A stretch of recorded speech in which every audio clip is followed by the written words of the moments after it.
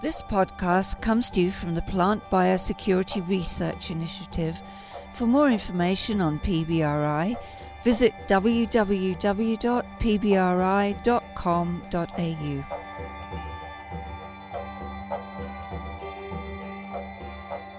If the overseas experience has taught us, one thing is certain: fall armyworm will continue to spread, only limited by temperature and food source.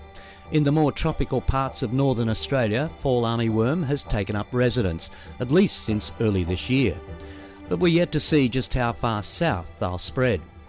But now we have some valuable first-hand experience with dealing with the pest, and it's great to have two highly respected agronomists join me today: Paul McIntosh, who spreads his time nowadays between Pulse Australia and the Australian Herbicide Resistance Initiative, and Brent Wilson, a Senior Account Manager for Landmark up on the Burdekin in northern Queensland. Brent, I'll start with you. Tell me about your experience with fall armyworm. What did you see first earlier in 2020, and how have you managed it in the time since? So basically, once we heard that the fall armyworm had been located in in Australia and that sort of thing, we started scouting corn crops and that within the Burdekin region extra closely. So when we were looking for the fall armyworm, and there was quite a few false starts, and we were in constant contact with PBRI and also Melina Miles, and then we finally did stumble across some fall armyworm patches in some corn located in the Burdekin there on the home hill side of the river, and there was very, very patchy to start with. What we found, or how we discovered it, we were walking through the crop there, and I noticed this windowing type effect on the leaves where the top surface of the leaf had been chewed down to the middle of the leaf blade there, and it hadn't actually pierced all the way through the leaf, and it was in a square type and rectangular shape, which was quite strange, and I hadn't seen that sort of feeding effect before.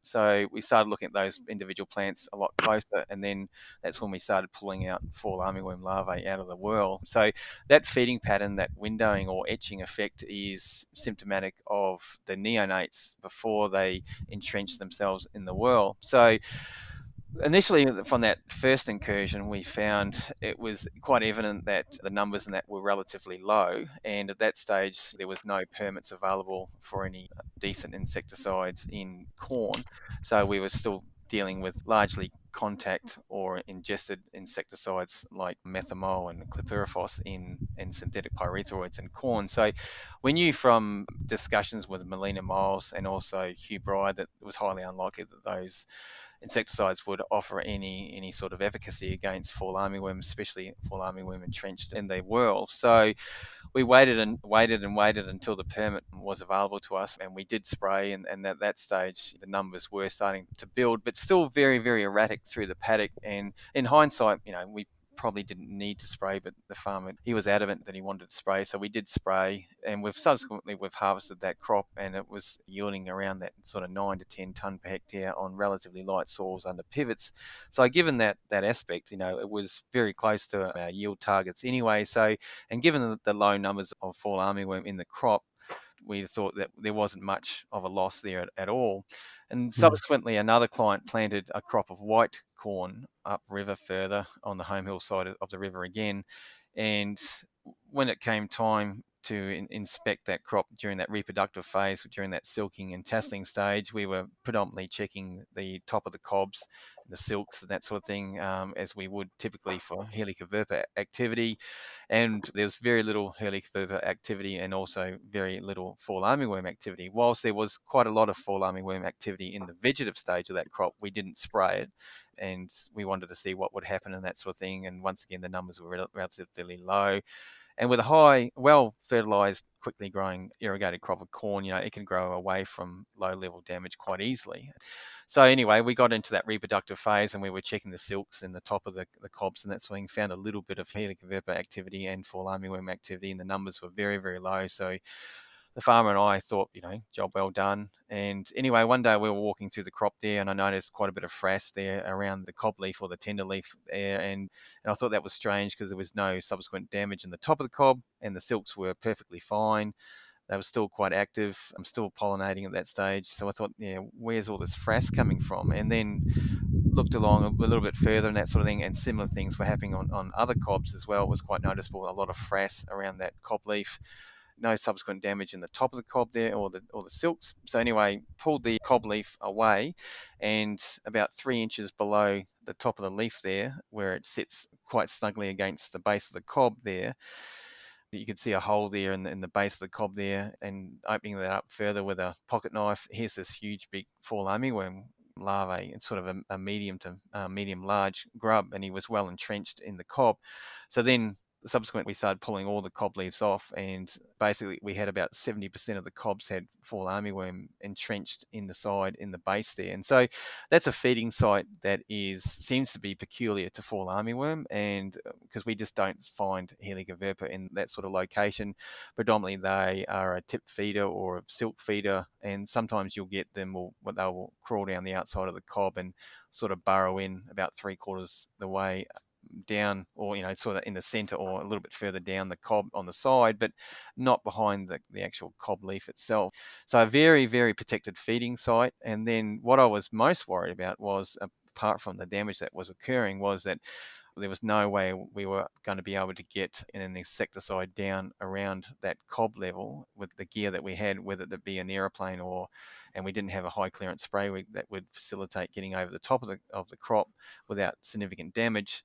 But also I was worried about issues around rainfall and that sort of thing, and moisture getting into that wound at the base of the cob there and getting secondary infections and cob rots, and which is subsequently what happened. And typically, whilst we have a relatively dry winter up here this year, we've had around sort of 7 inches of rain, and that during our inverted commas winter period, and so then quite a bit of moisture's got into those cobs through that previous or old wound from the fall armyworm, and there is quite a lot of cob rotting and that there.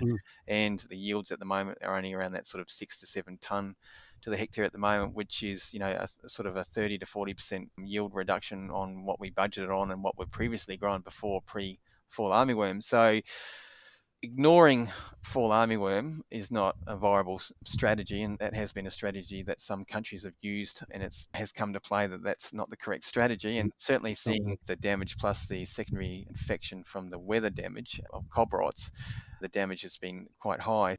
And Brent, have you noticed over that time an increase in the sheer numbers of fall armyworm? From that initial period of time, we did get a steady build in the numbers and that sort of thing. And then it wasn't until we started putting out some pheromone traps and really starting to monitor the moth flights and seeing the changes in the weekly numbers.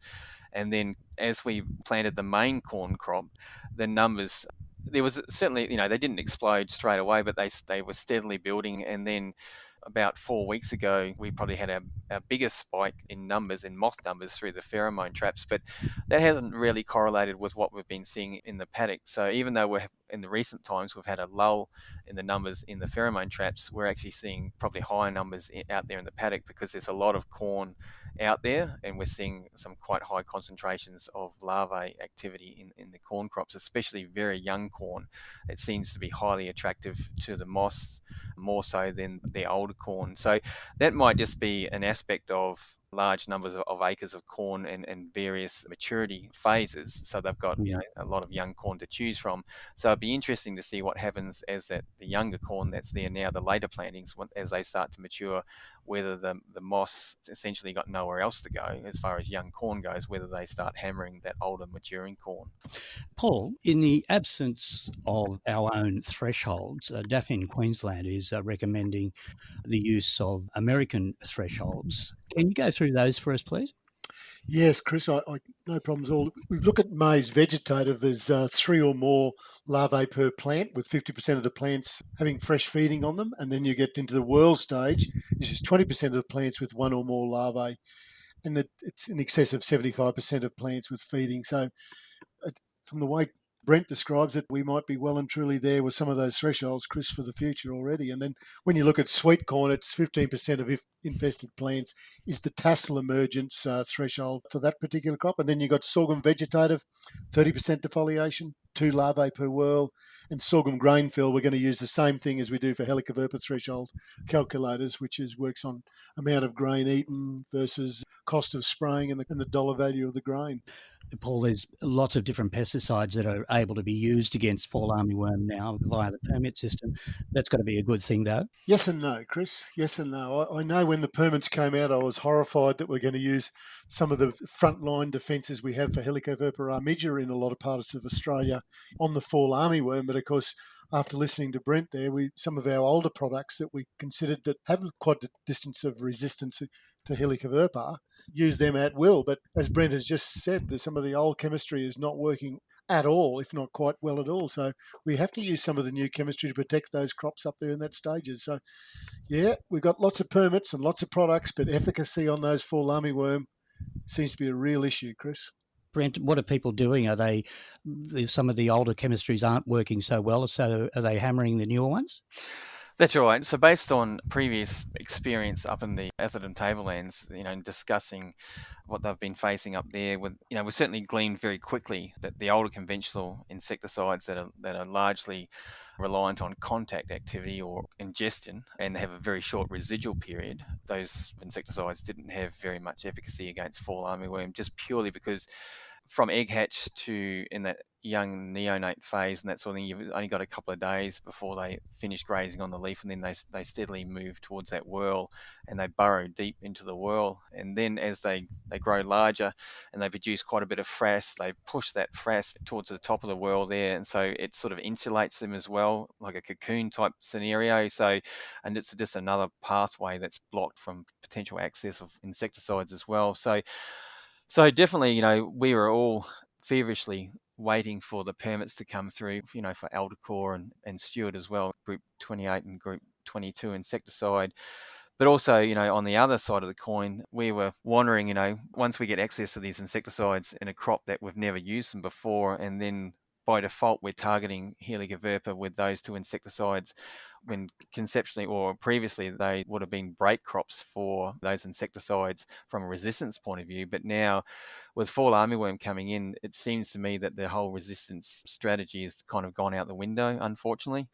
And we're going to potentially burn some really good actives, if we're not really sensible about how we approach this going forward. I imagine what makes it even harder would be the fact that they're breeding continually. They're continually infecting the plants. Well, that's right. Given the temperature regime that we have here in the Burdekin on an annual basis, it's not cold enough here for long enough to actually stop the moss. So even during our winter and that sort of thing, whilst we think it's cold up here, it's certainly not from a fall armyworm point of view. So we can quite easily have continuous life cycles of fall armyworm up here 12 months of the year. So with the length of some of these crops, with some of the corn crops that we're growing with CRMs of 117 days, 120 days to physiological maturity, we can complete quite a few life cycles of fall armyworm within the same cropping phase. So yeah, that's quite frightening, because with the attitude against fall armyworm at the moment, it's sort of like a paranoia at the moment. People want to spray, and in some instances you've actually got to talk your clients out of spraying, which is quite a novelty for agronomists, actually sitting down with the growers and talking them out of spraying. So, but yeah, that's the sort of the paranoia that's associated with fall armyworm. Everyone is very, very scared of potentially what they can do from a yield reduction point of view, and how quickly they can do it. And I suppose the flip side of that, Paul, is that if the more modern chemicals like Aldecor develop resistance to both fall armyworm and Helicobacter, then growers are going to be in a worse position.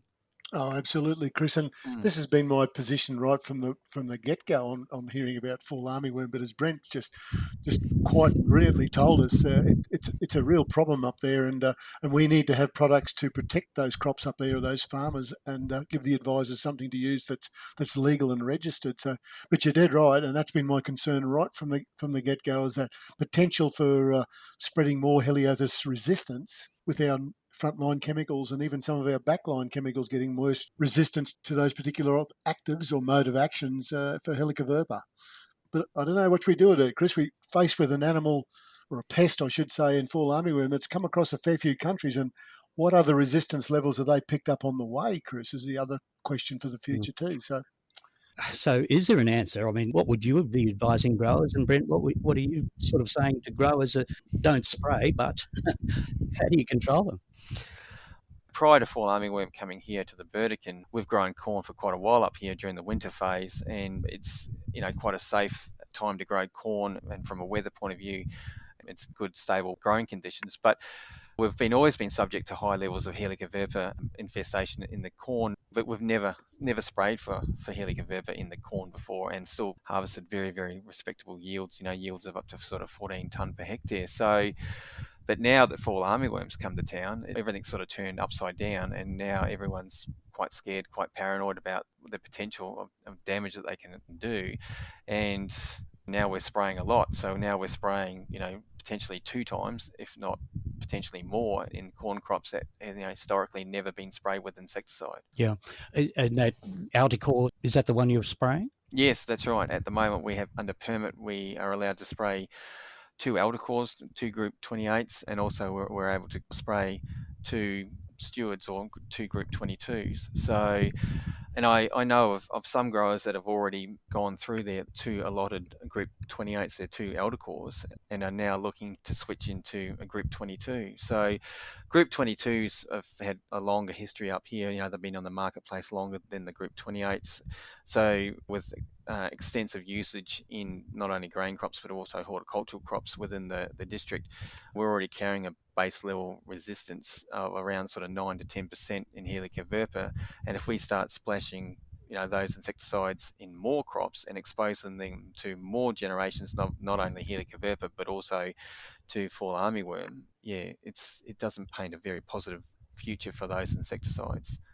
So, Paul, what is the answer? Surely there must be an answer out there somewhere. Chris, I guess the first thing is making sure that we are spraying fall armyworm when we spray it. Because, as Brent so well said, you need to identify them and make sure you've got the numbers and the thresholds that we're aware of, the best thresholds that we have. And we need a whole heap of research for all those sorts of things for sure in the future.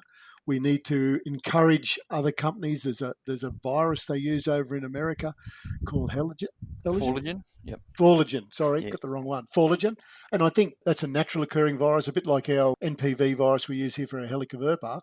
That's what we need to have here in Australia. Now, we can't bring it in from America for obvious reasons, but we need to develop one of our own. So I'd say research for thresholds, research for resistance, and developing of new products like Forligen that we can use here in Australia on those particular insects that are giving us trouble. But the simple answer is that there's no simple answer, Chris. I don't believe there is a simple answer. It's a lot bigger problem than what we thought it could have been. And as Brent said, February and March, you thought, oh, yep, job well done. But it's really manifested itself. And of course, it's got some good conditions up there. They get plenty of rain, got plenty of good green crops to grow things. And so moss could be everywhere laying there a few hundred eggs, and here they come again. So it's a bit of an issue, that's for sure. And Brent, you've only talked about corn. Any other crops that you're going to be on the lookout for? Because I imagine as numbers increase and the pressure for finding green feed increases, they could very easily move from one crop to another.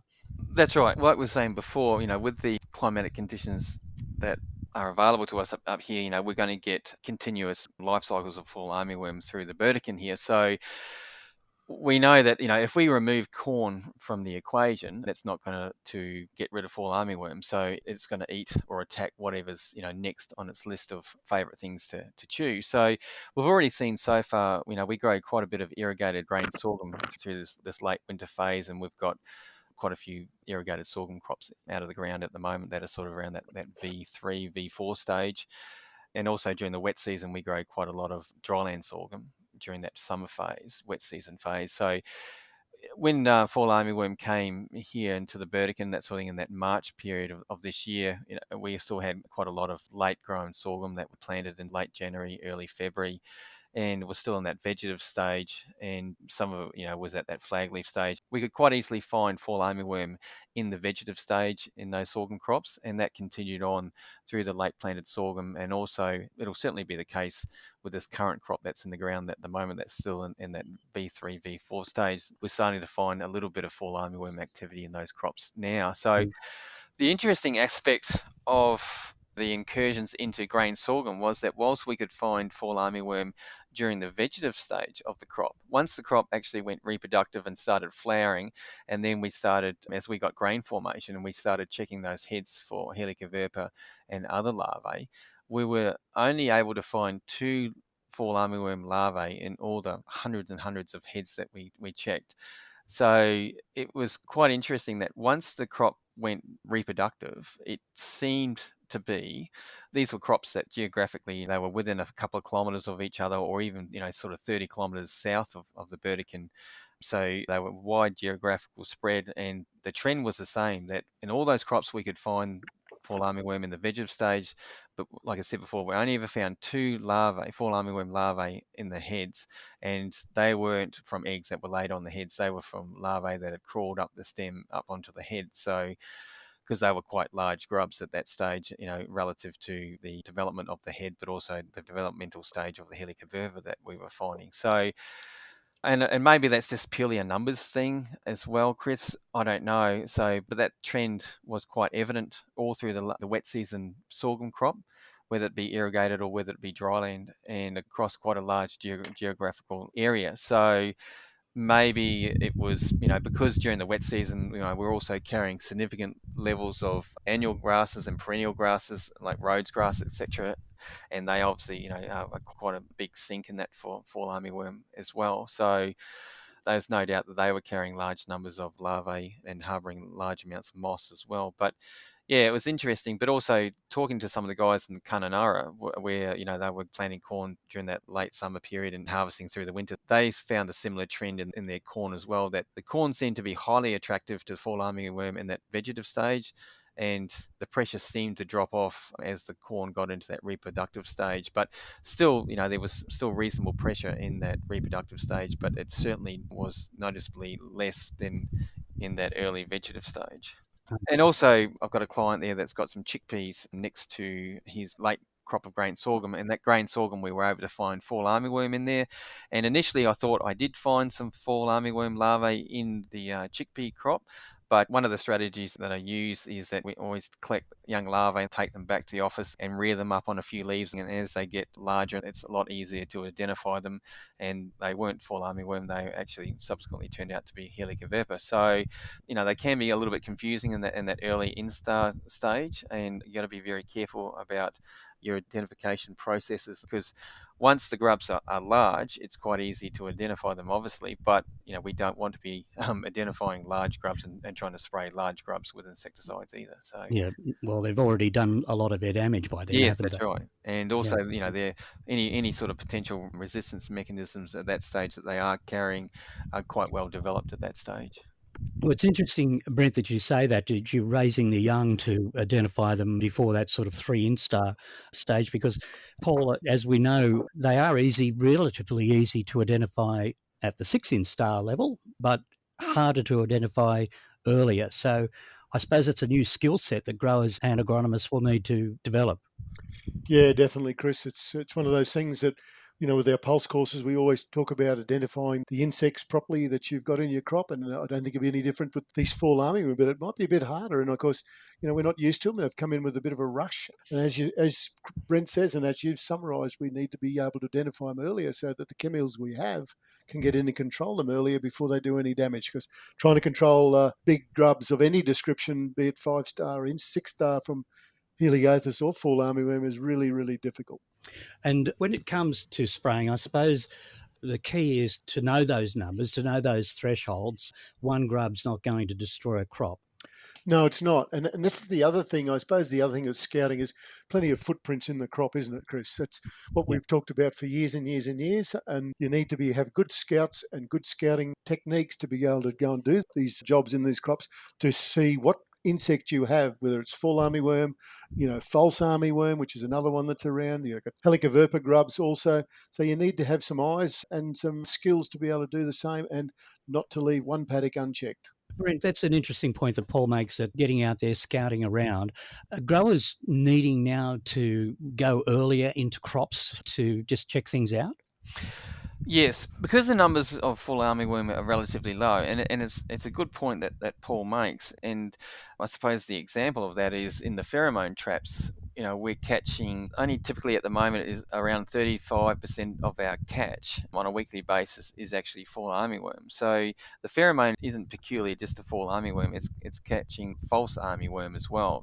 And typically at the moment, we're sort of around 65-70% of our weekly catch is actually false armyworm. So there's a lot of moths out there that aren't necessarily fall armyworm. And also when you're looking in a corn crop, you can quite easily find the resulting damage from fall armyworm, but finding the actual egg clusters themselves, because they lay 50 to 200 or even possibly more eggs in a single clump, a single female moth might lay 1,500 or 2,000 eggs. So potentially that's only around sort of 10 spots or more that she might actually lay that entire volume of eggs on. So whereas you look at the Helicobacter activity in these crops, and they tend to spread their eggs over a larger area and obviously lay a lot smaller number of individual eggs.